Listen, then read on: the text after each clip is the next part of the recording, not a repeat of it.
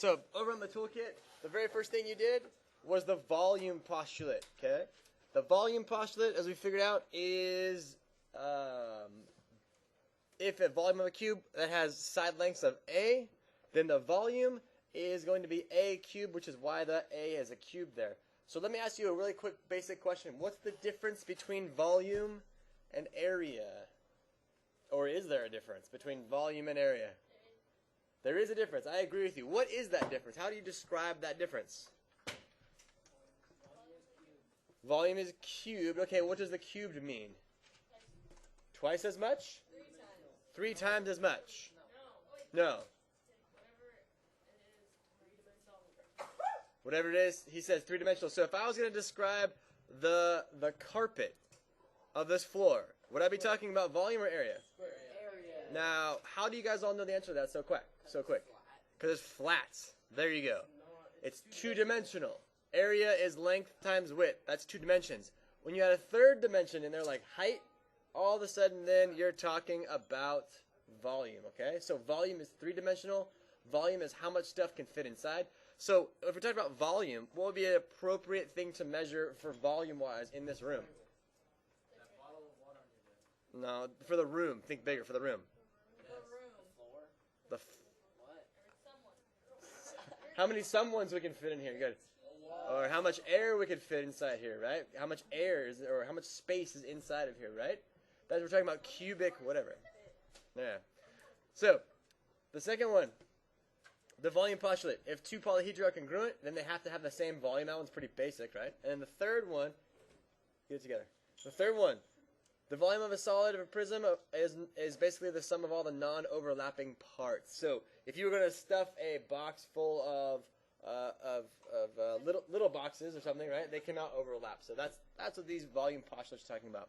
Then we come to this, the very first one, Cavalieri's principle. It says if 2 solids have the same height and cross-sectional area at every single level, then they have to have the same volume. Now over on the right-hand side, I have think of the poker chip example. So write that down on your toolkit. Think of the poker chip example.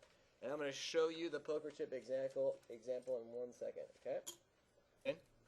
But I'm with you on that, okay? So for the first part here, here's what we're going to write down. We're going to write down this part. We're going to say that the volume of this shape is equal to the skewed volume of the same shape as long as all of the cross-sectional areas are the same. Okay, so think of the poker chip example.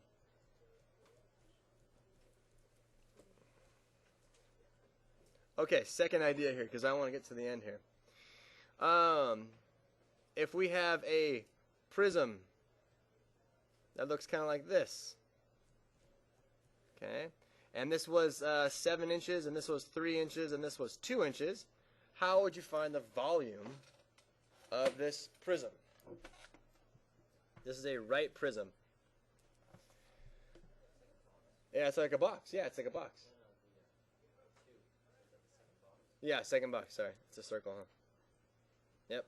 So what would you do to find the volume of this? Well, we'd say the volume has to be the length times the width times the height.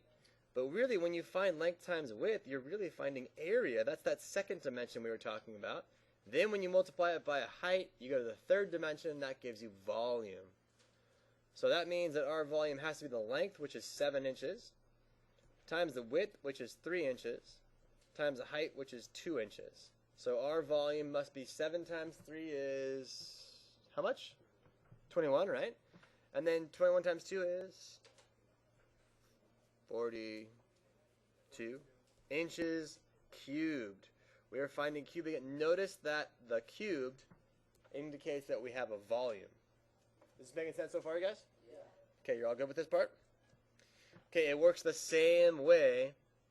It works the exact same way when you have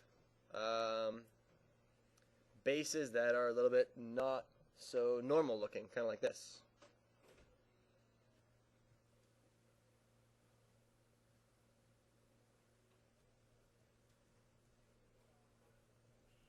Okay, well, this is still a right prism because we have a right angle there, and we're going to have 2.5 millimeters here. We're going to have 6 millimeters there, and we're going to have, this is 3 millimeters pushed back. So we want to find the volume of this. So the volume is going to be area of the base times the height. Area of the base times the height. So which one is the base in this case? Yeah, this front piece is the base, right? This is the figure of the base. So how do you get the area of that triangle? That's the base because it has a matching foot in the back. That one in the back.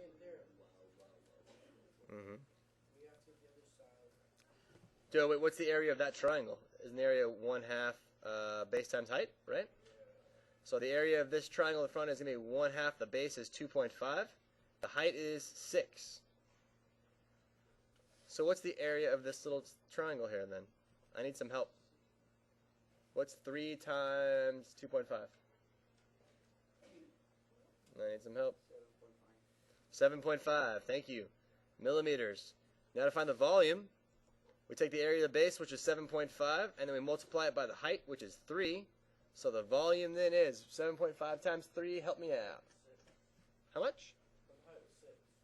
No. The height is this part that's pushed back. 22.5. Thank you. And what is this? This is millimeters cubed because we're dealing with volume. And then the last idea. Beautiful. Last idea is dealing with cylinders. This is how we get to the coffee can problem. No, it's not too bad. No.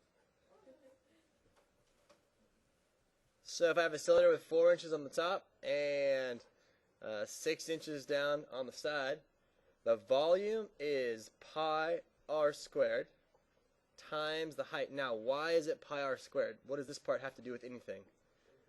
That's the base. Very good. That's the circular base, right? And what the height part has to do with how far down the third dimension that we're making it. So for our volume, we're going to have 3.14 times our radius, which is 4. We're going to square that, times our height, which is 6. So our volume must be 16 times 3.14 times 6. So please, someone help me out with the volume. Do the calculation for me. 31.4. We have 31.4. Can someone verify that, please? 301.4. Thank you. 301.4. What are we talking about here? Inches cubed. Now, why is it cubed again, everybody? It's the third dimension. It's 3 dimensions right there, okay? All right, so we're going to head back over to this problem here, and we are going to see, who thinks that all that water can fit in that can.